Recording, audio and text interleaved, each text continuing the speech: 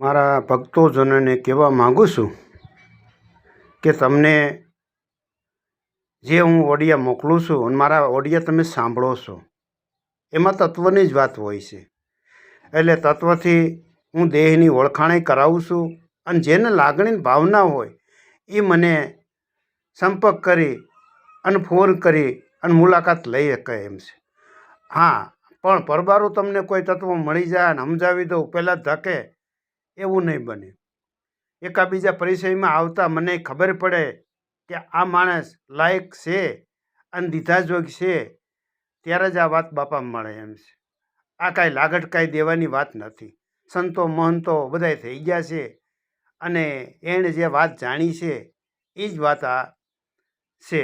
એટલે હું તમને એ કહેવા માગું છું કે મારો ઓડિયો તમને ગમતા હોય તો સબસ્ક્રાઈબ કરજો, શેર કરજો અને લાઈક કરજો.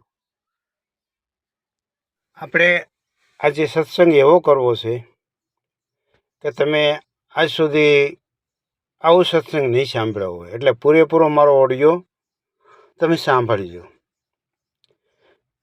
કેમ કે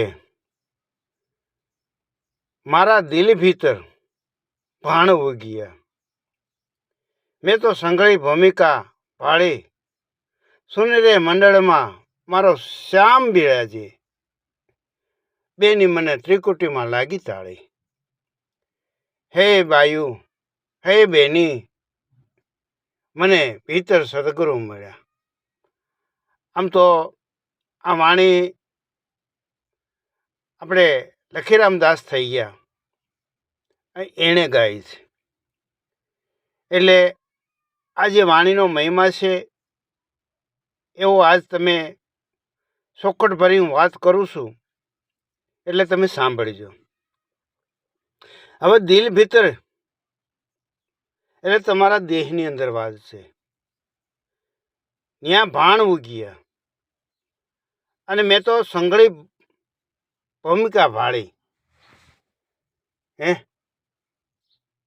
આ જે દિલ ભીતરની અંદર આપે છે વાત અને કરે છે સંતો.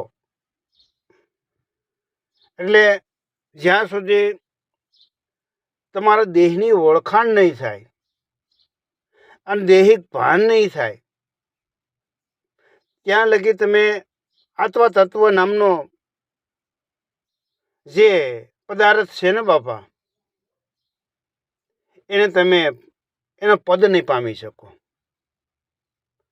એટલે સંતો મહંતોએ આ પદને પામવા માટે પહેલા તમે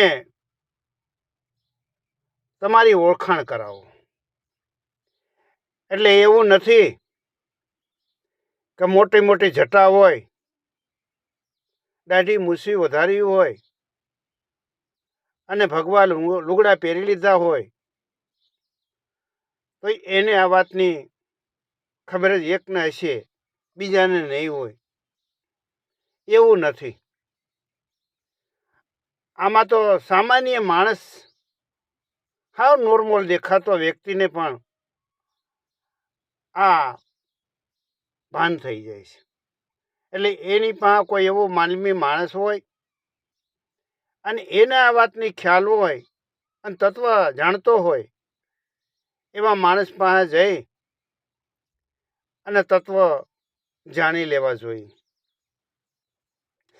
વારંવાર આપણે તત્વને વાત કરી છીએ તો ઘણા લોકો એમ કહે કે તત્વ એટલે શું? તત્વ તમારું દેહનું સંચાલન કરી રહ્યો છે. આ એ તત્વની વાત છે. અખંડ બ્રહ્માંડનો માલિક આ દેહની અંદર બિરાજમાન હોવા છતાંય તમને ખ્યાલ નથી. એટલે જ્યારે તત્વ જાણીશો ને ત્યારે એનો ખ્યાલ આવશે. એક વાત ભેગી કહી દઉં આ તત્વની છે એટલે કે ત્રણ સંતો ભેગા થાય છે. ત્રણના નામ દઉં. એક ઉગારામ બાપા મેઘવાળ હતા અને બીજા પુંજા બાપા પઠાણ હતા અને તમને ખબર જ છે કે બ્રાહ્મણ જાતિમાં જે મહાન એમના દીકરા જે લાભુ દાદા છે એ પણ ભેગા અને એમના પિતા એ પણ ભેગા. એટલે હરજીવન બાપાની વાત છે. તમને ખબર જ છે કે હરજીવન બાપા ઉગારામ બાપાને જ્યારથી ભેગા થયા ત્યારથી જ એને ભાન થઈ છે.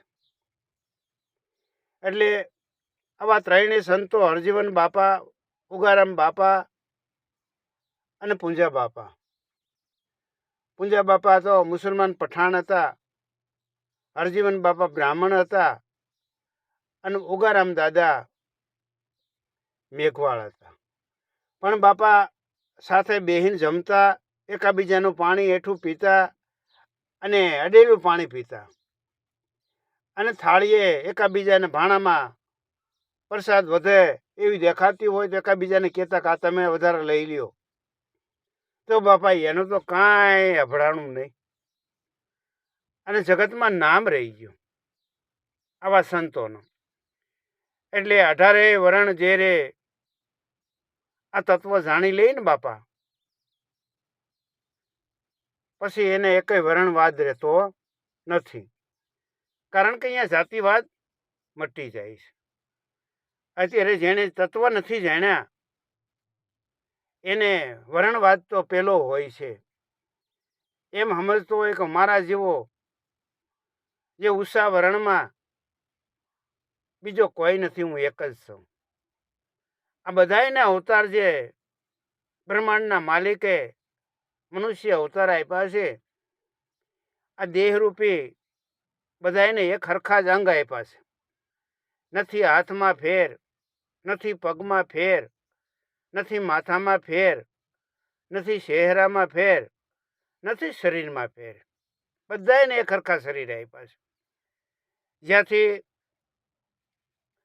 હિન્દુ જન્મે, ત્યાંથી મુસલમાન, ત્યાંથી પારસી, ત્યાંથી આહુતિ, એટલે આ બધાય શીખાઈ પણ ત્યાંથી જ આવે છે. એટલે ત્યાં કોઈ ફેરફાર કે ભેદભાવ નથી. ફક્ત આપણે જ્યારે બાળકરૂપી જન્મ લીધો હતો ત્યારે ધર્મ શું હતો એ ખબર નહોતી. આપણા માત પિતા કોણ હતા એની ખબર નહોતી. ભાઈ ભાંડુડા કોણ હતા એ ખબર નહોતી. હું ક્યાં વરણો છું, ક્યાં વરણમાં જાઉં છું, ક્યાં કોને હું મળું છું એ કાંઈ ખબર નહોતી. પણ જેમ જેમ ઉંમર વધતી ગઈ એમ આપણા વંશીઓએ, આપણા વડવાઓએ સાનભાન કરાવતા ગયા અને આપણને ભય ઘાલતા ગયા કે આ ઊંચો વરણ, આ નીચો વરણ, આ નીચ જાતિ, આ ડબ ઊભું કરેલું છે અમુક લોકોએ. અને આપણા માવતરે આપણને આ ગલુંડીમાં જ પાવી દીધો છે. એટલે આપણને આ ભેદ તૂટતા નથી. કારણ કે જો સાંઈ બાબા થઈ ગયા એણે કાંઈ ભેદ ન રાખ્યો. એણે તો કીધું કે સબકા માલિક એક. તો પછી આ શબ્દને આપણે સમજવા જોઈએ ને. એટલે ભલે ગમે એટલી આપણે ભક્તિ કરીશું પણ જ્યાં સુધી તત્વ નહીં જાણીએ ને બાપા ત્યાં લગી આ ભમણા ભાંગે એમ નથી. ભમણા તો ત્યારે જ ભાંગે જ્યારે આ તત્વની જાણ થાય ત્યારે.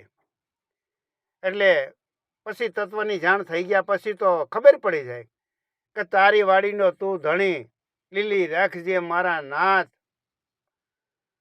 બળતામાંથી અમને ઉગાડજે, અમારી માથે રાખજે તું હાથ. પછી તો આ નાથની પ્રાર્થના આવી થાય છે. એમાં આપણે વાત કરતા હતા 3 સંતોની,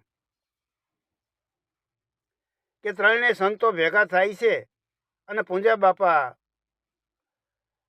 જે એના બચપનના મિત્ર કહેવાતા એને પૂછે છે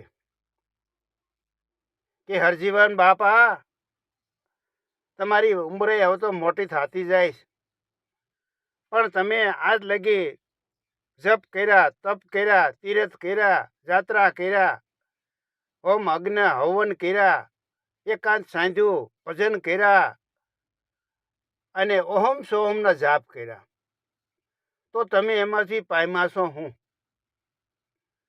ત્યારે હરજીવન બાપા કે બાપા, મેં તો સર્વે સાધના કરેલી છે, પણ છતાંય મારા દિલને જે જોઈ એ પ્રમાણે સંતોષ નથી થયો. કારણ કે મૂળ વાત જે છે ને એ હરજીવન બાપાને ઓળખાણી નહોતી. એ ઓળખાણી ને પછી હરજીવન બાપાને ખબર પડી કે ઓહો હો, પ્રભુ પરમાત્માને હું બધે ગોતું છું, એના જાપ જપું છું, કર્મકાંડ કરાવું છું, અપવાસ કરું છું, પણ આને તો કાંઈ જરૂર નથી. તો પછી આને જરૂર શું હતી? એ પૂંજા બાપા ઉગારામ બાપાના હુકમથી, આશીર્વાદથી આ વાત સમજાવે છે. એ સમજાણા પછી જ ખબર પડી કે ઓહો હો, આજ લગી તો મેં આ બધું જે કર્યું એ બધું એળાઈ ગયું. એટલે દેહની ભાન તો ત્યારે જ થાય છે જ્યારે ઘટ ભીતરની અંદર આપણને કોઈ એવો માલમી મળી અને આપણી ઓળખાણ કરાવે. ઘણા માણસો એમ કહે છે કે અમને અમારી ઓળખાણ કરાવો, અમે કોણ છે એ કહી દો, અમારું નામ શું છે કહી દો, અમે ક્યાંથી બોલી છીએ કહી દો. અરે બાપા, આ વાત આખી અલૌકિક શક્તિની છે. એમાં એ મને ખબર પડતી હોય તો હું જોઈ. આ વાત એવી નથી કે તમારું નામ શું છે, તમે ક્યાં ગામ રહ્યો છો અને કઈ જગ્યાએ ઊભા છો, શું કાર્ય કરી રહ્યા છો, એ વાત નથી. પણ માનવ દેહ મળેલો અવતાર, આની અંદર આ દેહની અંદર આવી બિરાજમાન પ્રભુ પરમાત્મા એ કાર્ય કરી રહ્યો છે, કઈ રીતે કરી રહ્યો છે એને જાણવાની વાત છે. એટલે 52 ને 53 નામના જે તત્વ છે ને, એ કોઈ માલમી હોય ને એક એક કરી અને આપણને સમજાવી દે. અને આ સમજણ આવ્યા પછી તો બાપા બધે અંધકાર દૂર થાય અને પ્રકાશ થાય. એટલે આ વાત જાણવાની ઘણા તલાવલી હોય છે, પણ મોટા જે સંતો મહંતો અત્યારે નામસાહીવાળા આપણને દેખાય એને તો તમે ફોન કરીને પૂછી ન શકો. મારી જેવો પહોળિયો નાનો માણા એને ફોન કરી અને તમે કહો છો કે બાપા અમે ક્યાં ઊભા છીએ અમને બતાવો. અરે બાપા, રાત દિવસ જેની પૂજા કરતા હોય એને પૂછો નહીં, જેની આરાધના આપણે કરતા હોય એને પૂછો નહીં, જેણે આપનો અહીંયા મનુષ્ય અવતાર આપ્યો છે એને પૂછો નહીં. એટલે એ તમને મારા બાપ બતાવે, હું બતાવું? હું તો ખાલી મારા દેહની ઓળખાણ કરી અને હું કોણ છું એની જાણ મને થયા પછી જ અત્યારે આ આશ્રમ બનાવ્યો છે. મંદિરે બેહી અને પ્રભુ સ્મરણ કરું છું અને આવ્યો ગયો એને આવકારો દઈ પાણીનો કળહીયો ભરી દઉં છું, ચા પાણી દઉં છું, અને બપોરનો ટાણો હોય તો પ્રસાદી ધરું છું, સાંજનો ટાણો હોય તો પ્રસાદી ધરું છું. આ મારો ધર્મ મને સમજાણો કે હવે મારે એક જ ભાવ છે, મારે બીજો કોઈ ભાવ નથી અને મારે આ જ કાર્ય કરવું છે. એટલે આ જ કાર્ય કરવામાં દાદા રામદેવ પીર સમથાન આપ્યા છે. એનું કહેવાનું છે કે મનુષ્ય દેહ મળેલો હોય તો મોટામાં મોટો જે ધર્મ, મહાધર્મ કહેવામાં આવે છે, એ આશ્રાનો ધર્મ છે. આશ્રાનો ધર્મ આપણે સૂકી જાવું અને બીજો ધર્મ પાળવા જાવું ને પ્રભુનું નામ લેવું તો બાપા એ પ્રભુ એમ પ્રસન્ન થાય ખરા? એ જોવા મળે ક્યાંય? ભાળવા મળે ક્યાંય. એટલે મારા બાપ, જે ધર્મ મૂળ છે, જેસર અને તોરલની વાત છે. એટલે તોરલદે કહે છે જાડેજાને, જ્યારે દરિયામાં બેઠા હતા, કે પાપ તારો પ્રકાશ જાડેજા, ધર્મ તારો સંભાળ, તારી બેડલીને બુડવા નહીં દઉં, એ જાડેજા રે, એમ તોરલ કહે છે. એટલે જે ધર્મ છે એ તારું તું સંભાળી લે. એટલે માણસના ધર્મ પોતાનો સંભાળવાની વાત કરે છે. એટલે એ ક્યારે સંભાળાય? કે સેમ પોતાની ઓળખાણ થયા પછી, કે હું અહીં કાયમિક રહેવાનો નથી અને મનુષ્ય અવતાર લઈ હું આવ્યો છું અને વિયો જવાનો છું. હવે આ દેહની અંદર બિરાજમાનની શક્તિ કેવી છે તો તમે જોઈજો જરાક. થોડીક વાત કરું આગળ. કે માનો કોઈ પણ માણસને દરિયામાં પડીને મરી જવાનું મન થાય છે, એટલે દરિયામાં ડૂબકી મારવા જાય છે અને સીધો હેઠો ઉતરતો જાય છે. એ હેઠો ઉતરતો ઘણો પાતાળમાં વયો જાય. પછી એના પ્રાણવાયુ જે તત્વ છે એ ખોળિયામાંથી નીકળી જાય અને પોતે મરી જાય, જેને મળદો કહે. એટલે હેઠે ઉતરવાના બદલે તળિયે ઉતરતો પહેલાં એ ઉતરે નહીં અને પાછો ઉપર ચડવા મળે, એટલે તરવા મળે. એટલે તરતો સેઠ કાંઠા લગી આવે છે. તો પછી મારા વાલાવ, આની અંદર બિરાજમાન છે, એની શક્તિ કેટલી, એની તાકાત કેટલું, એનો વજન કેવડો, તો એની તમે કિંમત તો કરો. કે આ દેહ એનો ખાલી વાયુ જ એમાંથી નીકળી ગયો હોવા છતાં આ તરવા કામ મળ્યો. એટલે આ ઓળખવાની અને પારખવાની, જે માણસ કે શબ્દ ઓળખે એની એને વાત થાય.